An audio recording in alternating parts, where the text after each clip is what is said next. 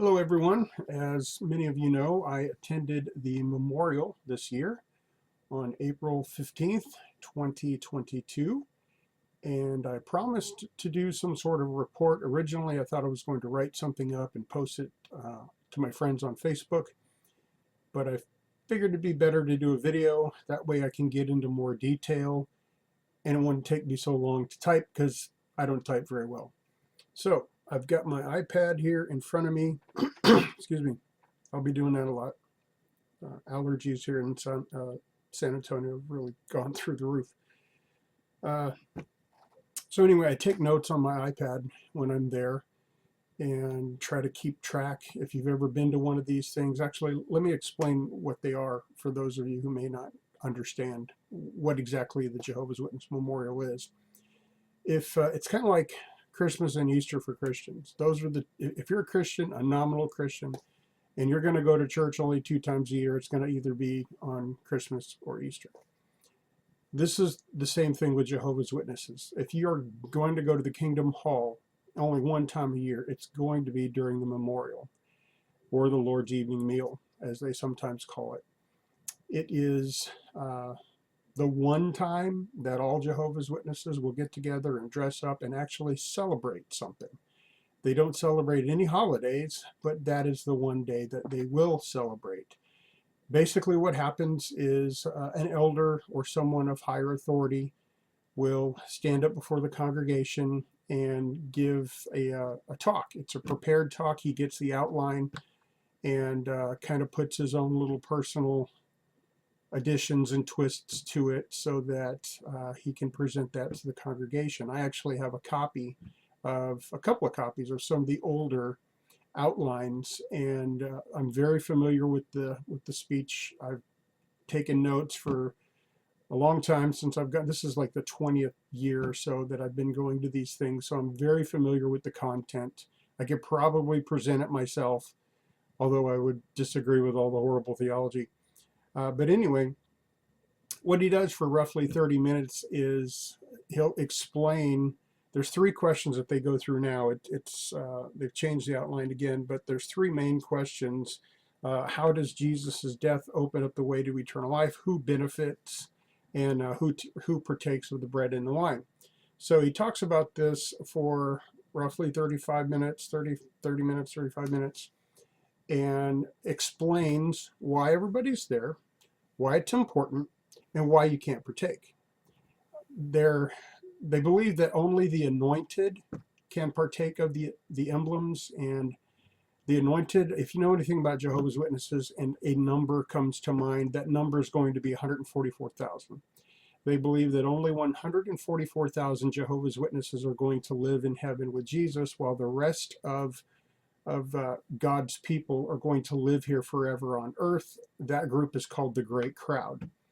Now, the original doctrine, or not the original, but the doctrine that they held for a long, long time was that you could not be considered part of the anointed unless you were baptized by the year 1935. Now, that changed 15 years ago, something like that. That changed.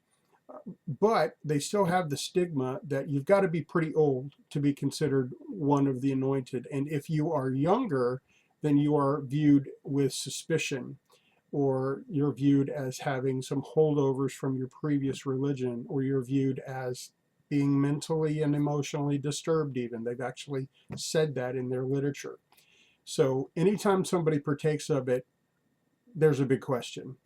And throughout the years that I've been going to these things, I've actually seen 3 different women partake. The first time I saw someone partake was at the Assembly Hall here in San Antonio. It's funny, I've seen a white woman, a black woman, and a Hispanic woman all partake. And it's kind of interesting because at that time, the doctrine was that if you partook of the emblems, if you were part of the anointed, that equaled the faithful and discreet slave. You were part of God's faithful and discreet slave that he was using to dispense his food to the household of faith, or all other Jehovah's Witnesses. They've changed that doctrine. Now, the faithful and discreet slave only applies to the governing body. So they still have anointed Christians, but they don't dispense the food. And I think the reason why they changed that doctrine is because Once they had another doctrinal change, they erased the year 1935.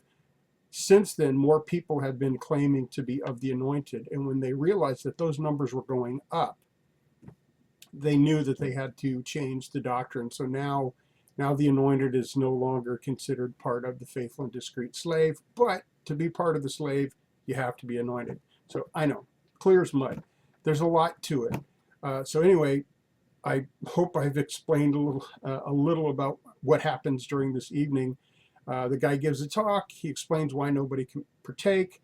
They give a prayer and they pass the plate first. And literally, they pass the plate from person to person and nobody partakes. The vast majority of Jehovah's Witnesses don't partake, and the vast majority of Kingdom Halls don't have anyone there who will partake. So it's kind of awkward, really odd, to pass a plate around that you know no one is going to partake of the emblems.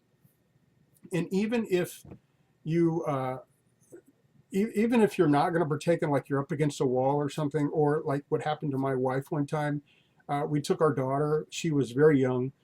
Excuse me, allergies again. She was very young, and she took our daughter out into the hallway because she was kind of getting fidgety and a little upset. So my wife is struggling with this wiggly kid, and the attendant comes up to her with the plate, and she's like, "No thanks." And the guy was persistent and insistent that, that's my daughter calling the wiggly one. You know what? Let me pause the video and I'll get back to you. Hello, I'm back. It's a good thing I took the call. My daughter actually really did need me for something. So I'm glad I took that call. Anyway, getting back to the story, my wife is holding Wiggly Kid, and the attendant comes up with the plate, and Becky's like, "I've got this kid. I'm struggling here. I'm having a wrestling match." And this guy really wanted her to just hold the plate, like for a split second, just hold it. And then he would take it back from her. It's weird. It's strange.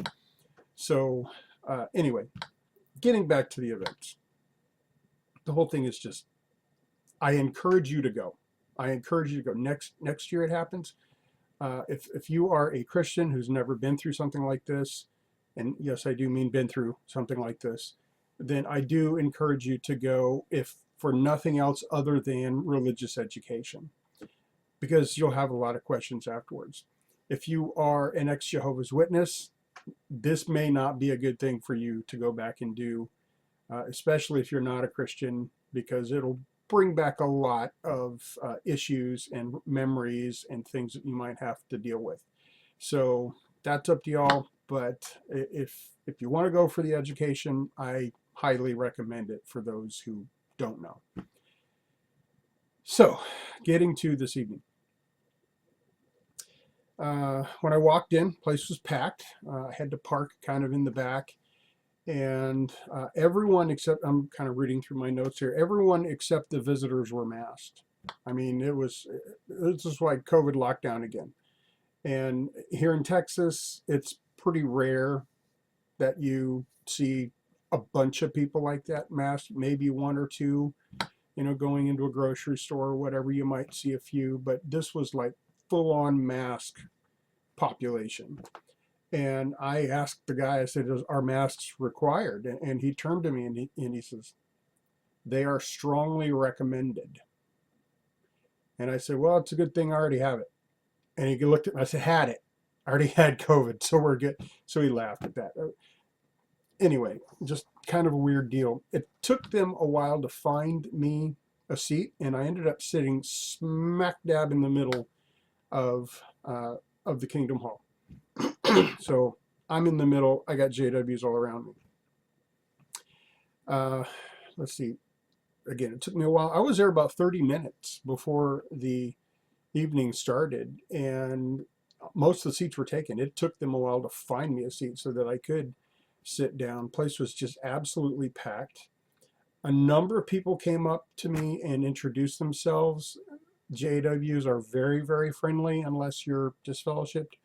especially if you are someone who they know is not a Jehovah's Witness. And I'll be sharing a picture of me at the event here shortly. But you'll see that I don't dress as a Jehovah's Witness does. Excuse me. I do dress what is nice for me. I have a different standard than most Christians do. When I go to church on Sunday, I wear a collared shirt, shorts, sandals, no socks. That's my Sunday attire. Kingdom Hall, that's not them. So I do at least put pants on when I go to this thing. So I'm there. I'm obviously not fitting in. But everybody's happy I'm there because, hey, maybe this guy can end up, maybe I can have a study with him.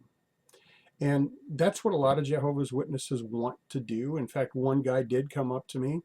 His name is D.W. I won't tell you his name.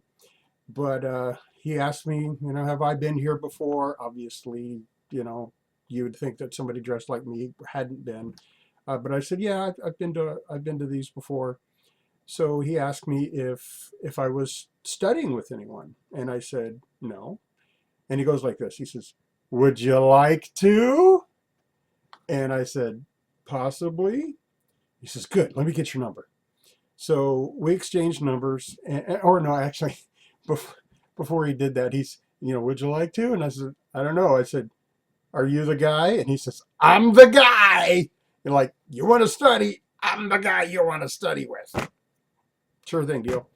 Dude, okay. So we exchanged numbers. Haven't heard from him yet. I will give him a call tomorrow if I don't hear from him sometime during the day. I'll give him a call. So so after he had left, I was sitting there. It still hasn't started yet. And I noticed a lot of people getting up and taking pictures in front of the emblems. This is something I haven't noticed that before. I've never seen people as festive as they were that night. And again, I've been to like 20 of these things or more, but I've never seen people actually stand up there and take pictures, especially in front of emblems they're not going to partake. So I thought, I want a piece of that action.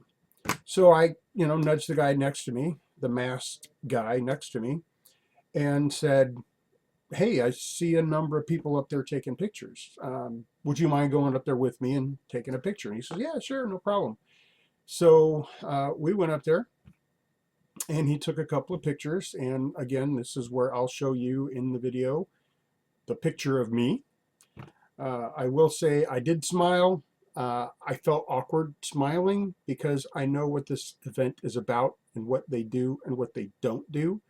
And it's sad to me, really. And a lot of people do ask me why I go to these things. Excuse me, oak allergies. The reason why I go is it's really a reminder for me of just how lost Jehovah's Witnesses really are. They are literally rejecting, excuse me, the new covenant. Jesus said he's instituting the new covenant. These are the symbols of being in the new covenant, and they're rejecting them. Excuse me. So when I'm there, I pray. I pray for the people. I pray especially for the children. And those of you who know a lot about the JW community know that the witness population is rife with pedophiles. So I know that there's a good possibility that I'm sitting in a room with pedophiles and possibly their victims. And that really bothers me. So I go to pray. I pray for their protection. I pray for the pedophiles' conviction. And I don't mean just that they know it's wrong. I mean that they get caught and that they're dealt with in the way that they should be dealt with. Not the way that I would deal with them, but in the way that legally that they need to be dealt with. So anyway, that's what I do. It's a wake-up call, and I pray. They started with the song Special Possession, song number 25 in their songbook. And the title of the talk was appreciate what God in Christ has done for you. They start off with Luke 22:19, like they do every year. Talked a little bit about the Passover. They don't normally mention the Passover, so I was kind of surprised that that he did mention the Passover. I thought that was good, because usually that's one of my questions when I talk with JWs afterwards is, how come you guys didn't mention the Passover? But this guy did. Kudos to him. They mentioned that last year, 21,367,603 people attended the memorial last year. So again, if you're going to go to one event and you're a JW, this is the event that you're going to. And they use this as an opportunity to invite other people to go. So the three questions, already mentioned that. How does Jesus' death open the way for everlasting life? Who benefits from this, and who partakes of the bread and wine? Then he goes to Romans 5:12, Genesis 2:17. And if you watched my video that I did, my satirical video about the memorial, and I just read through a bunch of verses, that's kind of how it is they just talk, and you'll go through a ton of verses.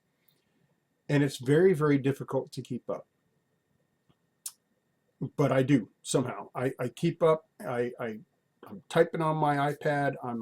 I don't bother to look up the verses anymore, because I'm familiar enough with them, both in my translation and theirs, to know what they are saying, unless they bring up sort of a wild card verse, or they say something different about it. Then I'll mark something in my notes where I'll look it up later. But most of what I'm doing is just fast fingers, trying to keep up with what the guy is saying. I don't know how anybody else does it. In fact, actually, the guy sitting next to me, the guy who took the picture, he's like one of the only Jehovah's Witnesses that I've ever seen who was actually taking notes.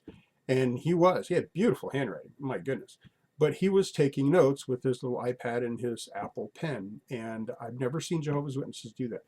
Most of them don't even flip through the Bible. Some of them do, but most of them are just there to listen to the talk. So the speaker talks about how death entered the world through Adam, and that what he was supposed to do was, populate the earth with his progeny, but ends up that the whole earth is sinners because of what he did. And he did an object lesson, and I've never seen a Jehovah's Witness do this. But he had a blue paper flower, and he mentioned that that our lives are like this blue paper flower. And then when we sin, and when Adam sinned, it's like scrunching up that blue paper flower and stuffing it in. He had a red box, stuffing it in this red box. And then what he did was he put a lid on the box, and then when he turned it, and the word sin was spelled in black duct tape. And he said, this is what we do to ourselves when we sin, is we entrap ourselves. And I thought, okay, wow, never seen a Jehovah's Witness do that. Never seen an object lesson like that. So I thought that was kind of interesting. And it was well received by the crowd. It was almost like, ooh, because I don't think most Jehovah's Witnesses have seen things like that. Because, and I'm not trying to be derogatory in saying this, but most JW speakers, boring.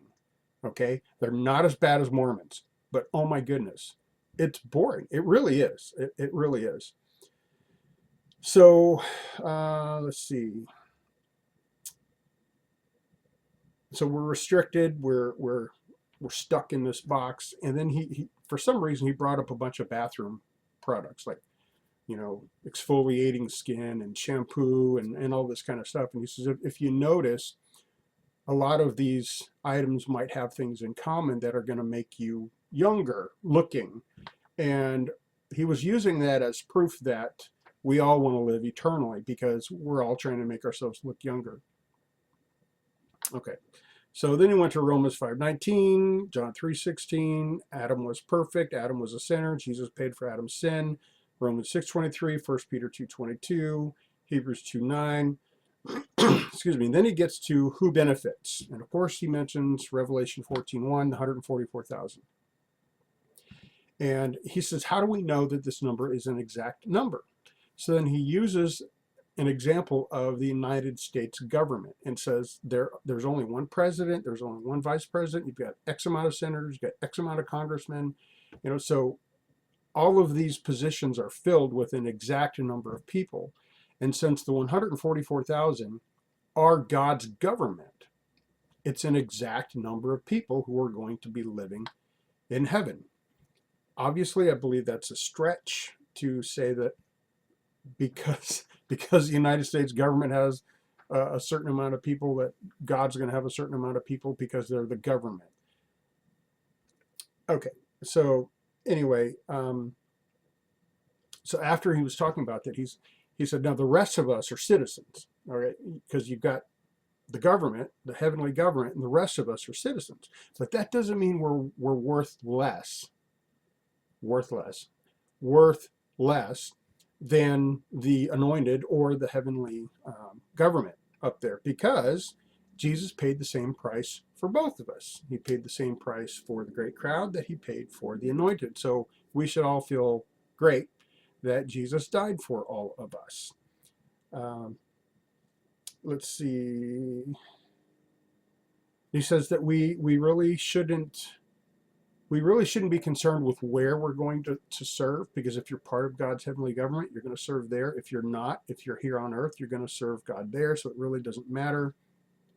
Another thing they did was there's screens on either side of the stage. And I've never really seen them do this before either. They've been posting song lyrics and things like that. But he started using the TV screens as another, like an object lesson almost. He posted a picture of paradise, the JW concept of paradise, and he says, what kinds of things do you see there? You don't see any glasses. You don't, eyeglasses. You don't see hospitals. You don't see fear.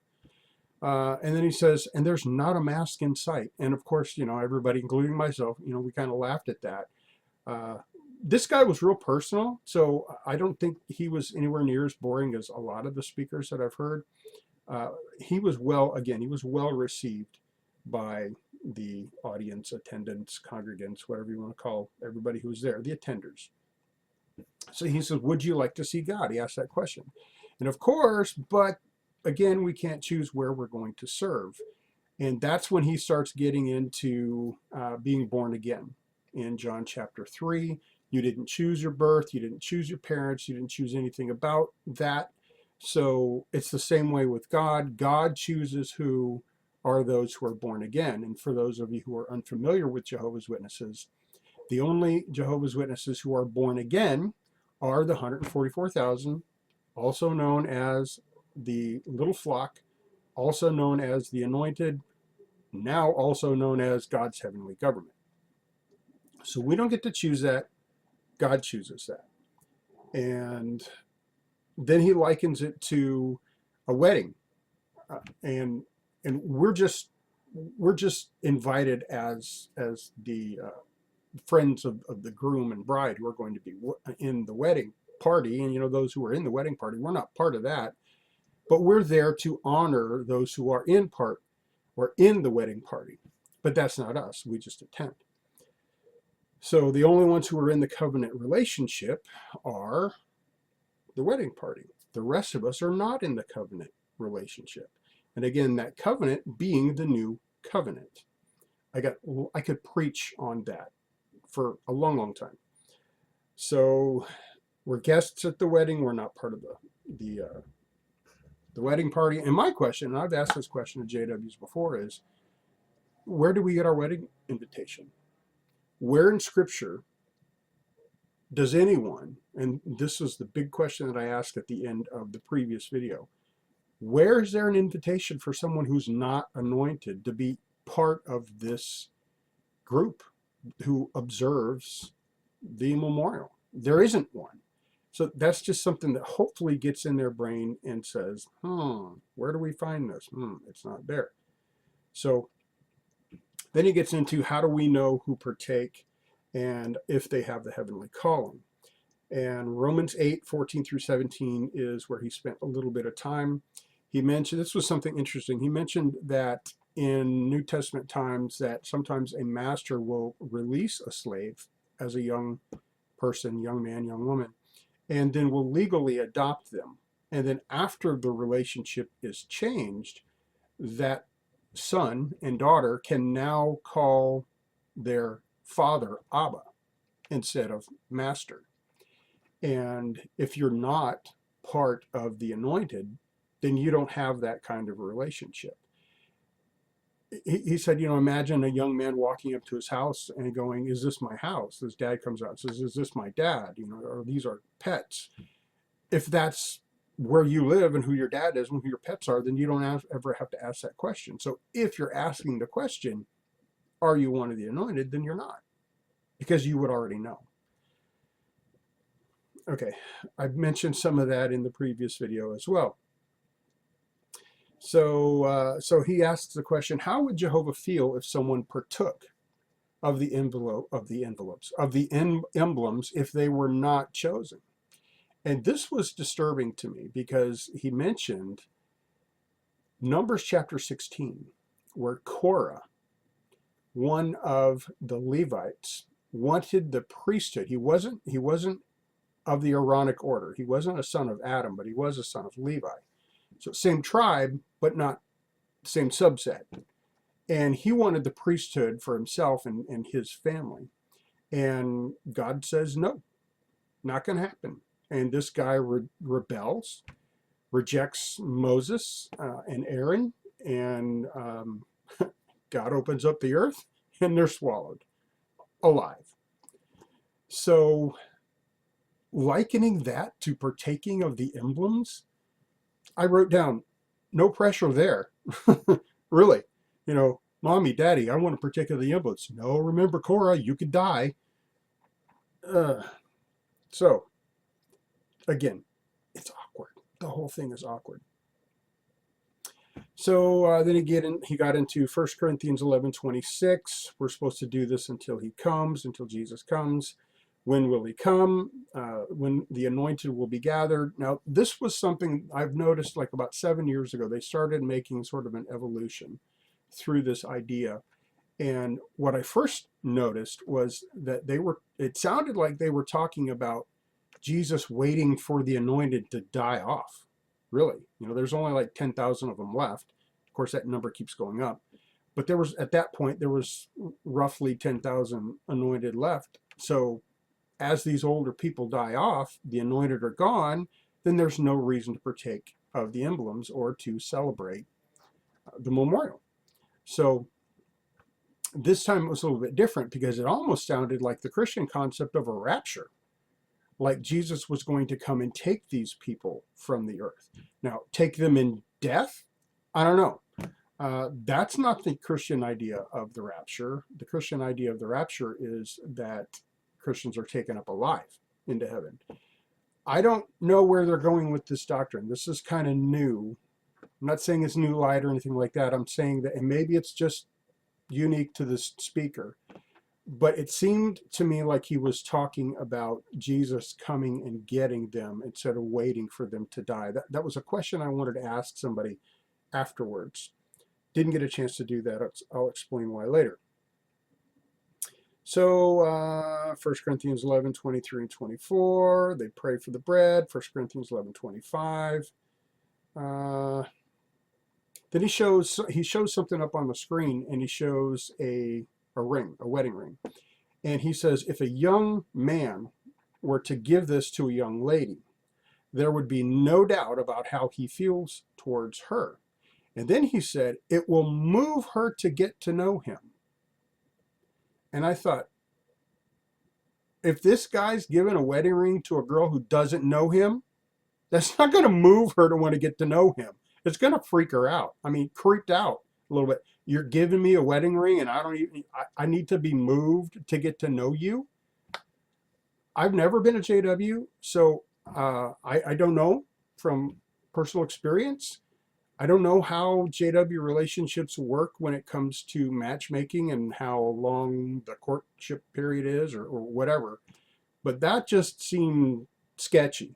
to me to think that because some guy is going to give a girl a wedding ring that she would want to get to know him. From my view, she needs to know you before she's going to take that ring. And you better know her before you give her one. My goodness. Anyway, so he shows this picture and he says, just as this girl would like to know who this guy is after he gives the wedding ring, that Jehovah's done something similar. And he says, and this is what Jehovah gave us. And then a picture of Jesus comes up on the screen. And since he gave that to us, we should want to get to know Jehovah. Kind of a stretch there with the illustration, but again, people were like, ooh and ah, because we're using TV screens now and illustrations of some sort. So it says, Jehovah loves us by providing Jesus for us.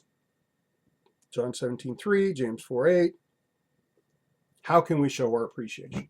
Speaking of the word appreciation, this is something that my wife noticed years ago, that they use this word appreciate numerous times. So I started keeping track. And I mentioned this in my satirical video, the previous one I did, where I say, you've said appreciate 17 times. Guess how many times he mentioned appreciate? 17 times. Seriously, I couldn't believe it.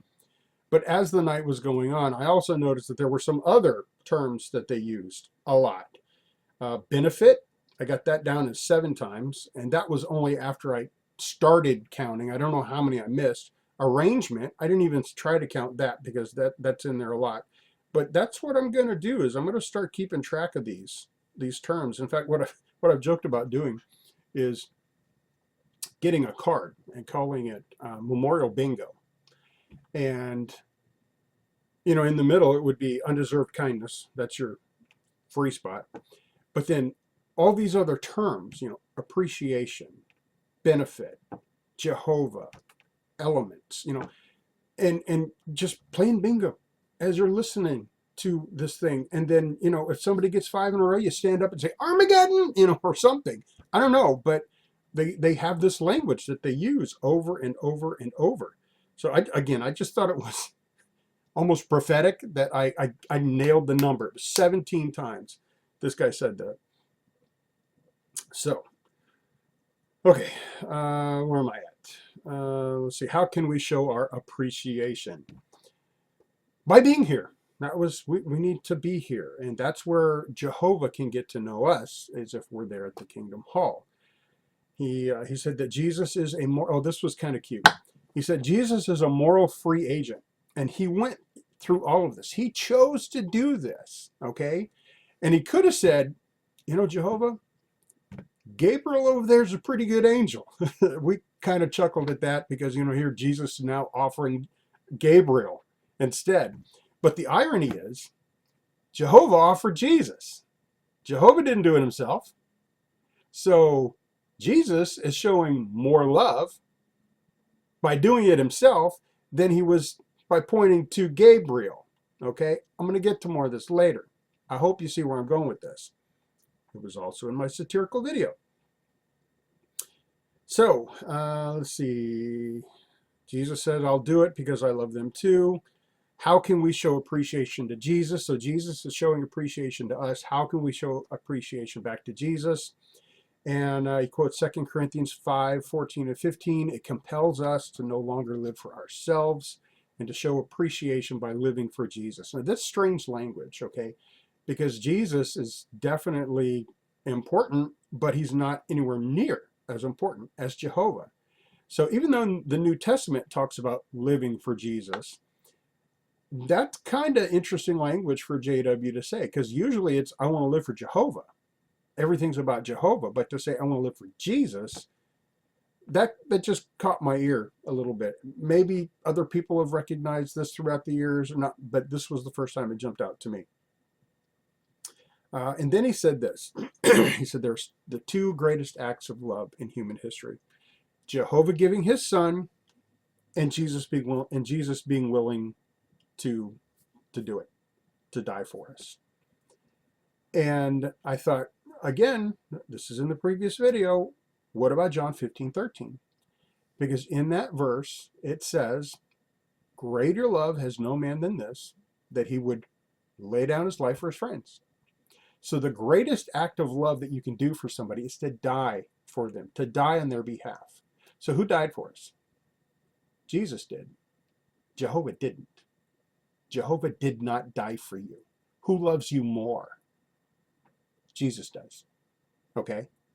Because Jesus could have sent Gabriel, but he didn't.